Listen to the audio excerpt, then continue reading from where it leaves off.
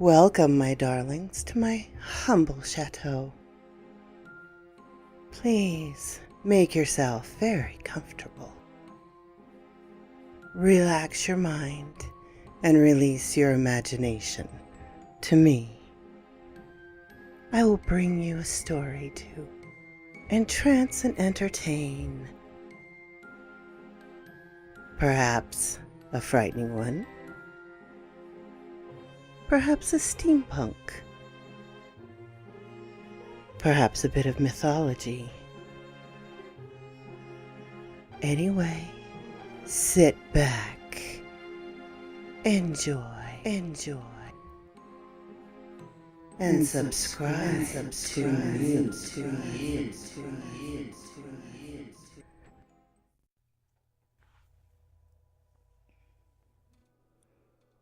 The Officer Sarah Barkley Chronicles, Part 2, by Barkles 52. Update, Thursday, October 9th, 2018. I woke up this morning to a blaring ring coming from my nightstand. I smacked my alarm clock, but it didn't stop the noise. I finally realized, with half an eye open, that it was my phone ringing. I answered, "Hello?" "Barkley, wake the hell up. Chief wants to see you now." Ugh, Sergeant Oakley is not the voice you want to hear at 0800 hours in the morning. I rolled my ass out of bed and began to get ready to head into the station, since I knew it was never a good sign when good old Chief Fox wants you in his office ASAP. Around 0900 hours, I walked into the station, in uniform, and headed toward Chief Fox's office. I knocked on his open door and poked my head around the corner. Chief said, "Barkley, come in and shut the door." I shut the door and took a seat. "Well, Barkley, you shouldn't be surprised why you're here. You got dispatched to the same goddamn house for 4 nights in a row and discovered a dead body on the 4th night. Huh! And this is a body that had been there for at least 2 of the previous nights. You really effed up, Barkley. Now I have paperwork out the ass and you need to answer some questions." What the hell? How is he turning this thing on me? I did my job. I followed protocol. I followed my training, and I cleared the house as I was taught. "Okay, Chief, what questions do you have?" "Walk me through the first night. Did you check the windows, the doors?" "Yes, I checked the windows, which were all secure, and the front door was locked. There was no other door except the front door. It's a very old, small farmhouse." "All right. What about the second night? Windows? Doors?" "Chief, I checked the windows, as my report said, and the second night the door was unlocked. I followed protocol and made entry." "And tell me about why you didn't check the room in the basement." "Well, according to Maryland versus Bowie, I conducted a person sweep of the home to check for any persons on the premises, since the property appeared abandoned. I looked in all the areas that a person could potentially hide. When I got to that room, I saw the lock was rusted, corroded, and covered in cobwebs. There was no way anyone could have hidden in that room and locked themselves inside. I was not searching for a crime or illegal substances. I was only legally allowed to search for persons in that residence." "I know the effing law, Barkley. Thanks. Did you try the lock?" "Well, no. I could see that it could not have opened." "Did you think to try and call one of your male officers to try and open the lock?" "Chief, the reason I didn't try to open it wasn't because I thought I was too weak. I didn't try to open it because I could tell it had not been touched in decades." "Well, Thanks to your expertise in locks and corrosion, this entire case is effed up thanks to you. I'm going to be keeping a close eye on you. Chief Fox, I followed all of our departmental procedures and stayed within the law. If you feel I handled these calls improperly, then please provide me the additional training and procedures that would guide me to know how I should have handled it. Nobody likes a smartass, Barkley. Go start your shift. You have a lot of follow-ups to do now for this case, and can't be doing that shit at night. What an asshole. I knew from the day the city council hired me that he hated me. Yeah, as I said, it's a small town, so the chief tends to do what the city council tells him to do. Lucky for me, city council was eager to hire another female officer, but I don't think Fox was on board with their idea. I'm used to sexism in these small towns, but I tolerate it since my fellow patrol officers, for the most part, don't share the chief's criticism. I decided to follow up with the medical examiner's office to see what information they had from the autopsy and the crime scene, since we didn't seem to have a copy of their report at our station. I called the medical chief examiner. Hey, it's Officer Barkley from Patch Lane case. Did you guys finish up the autopsy report? Yeah. Okay, I didn't see a copy here at the station. Can you send it over? I'm pretty busy right now, and plus, that's my assistant's job. All right. How about I swing by and pick it up? You can do whatever your little heart desires. The chief medical examiner wasn't exactly eager to help, but I grabbed my cruiser keys and headed over to the lab. The assistant was a young girl, looked fresh out of college, and greeted me with a smile. Hello, officer. How can I help you? I asked her for a copy of the ME's report from Patch Lane, and she proceeded to enter some letters into her computer, then hit print.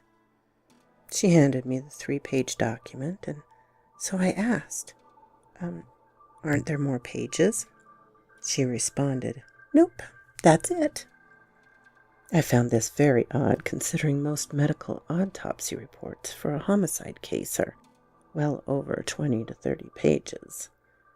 I took a seat to look over the report and guessed my confusion and anger showed on my face, since the receptionist asked if there was a problem. As I reviewed the autopsy report, I saw that for the hair color, which was clearly long and blonde, they listed brunette, and for the eye color, they listed undetermined. I wish that this was the end of the shit show, but the entire report seemed to be either wrong or just incomplete. The manner of death was listed as homicide, but the cause of death was listed as undetermined. What the hell? Isn't that their job to determine the cause of death? I marched over to the chief medical examiner's office and knocked twice before walking in. Chief, this is just a skeleton report from the Patch Lane incident. I held up the 3-page document in my hands to show him. A skeleton report is just a basic report cops will fill out prior to the end of shift, and then the next day with fresh eyes they fill in the gaps. However, with a homicide case, and being that this is now 48 hours later, I didn't understand why they would only have a skeleton report. Nope, that's the finished report, sweetheart. I hate when creepy old men call me sweetheart. Well, why is there no cause of death listed? Because, thanks to you, the body sat in a locked room for 3 days and left us barely any evidence to work with. Why the hell is everyone blaming me for this? Then can you explain why the hair color was wrong and about half of these items are listed as undetermined? If you think you can do better, go right ahead. I asked to see the body. I wanted to make sure I wasn't just making shit up on my own head. Shockingly, he agreed and took me over to the freezer. Again, it's a small town, so the morgue has only about 5 bodies in the freezer. I found our Jane Doe from Patch Lane and zipped open the bag. I immediately noticed her blonde hair. I knew I wasn't crazy. I grabbed some latex gloves and began to go through her pockets to look for identification, since clearly the ME's office decided it was undetermined if she had items in her pocket. I found a receipt from a gas station for 10 gallons of gas, priced at $1.12 per gallon. I actually felt jealous of this dead woman, wondering where she found to get gas that cheap. Then I looked up at the top of the receipt and saw the date stamp of 10/20/1998. Why the hell would she keep a receipt that old? I flipped the receipt over and saw there was some type of writing, like in pencil, but I couldn't make it out. I put the receipt in a baggie and decided I was going to send it to the PA State Lab for further testing, to see if they could decipher what was written. The more I looked at her, I also noticed she was wearing bleached jeans with a multicolor sweatshirt, like what my mom used to dress me in when I was younger. I left the freezer since I could barely feel my own fingers, and I asked the chief medical examiner if he had copies of their attempt to identify the body, i.e. dental moldings, fingerprints, DNA tests, etc. He handed me over a stack of some papers and said, "Good luck."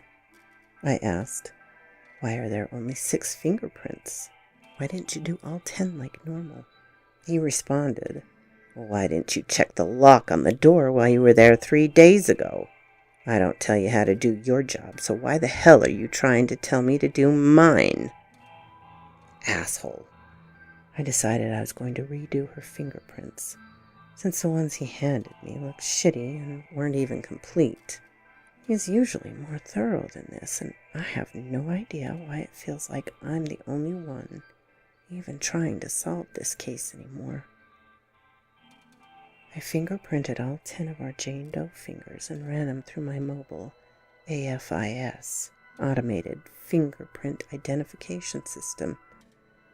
I was pleasantly surprised to see I got a hit, so I clicked See More, and on my screen read, Michelle Klein, date of birth, 7/5/1972, date of death, 10/20/1998. What the hell? So quoth this raven. Tune in next week for the next part of this interesting series.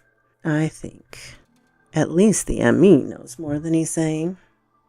Please check out Barkle's 52. And if you like this, please like, leave me a little comment. I just love those. And subscribe if you haven't done so.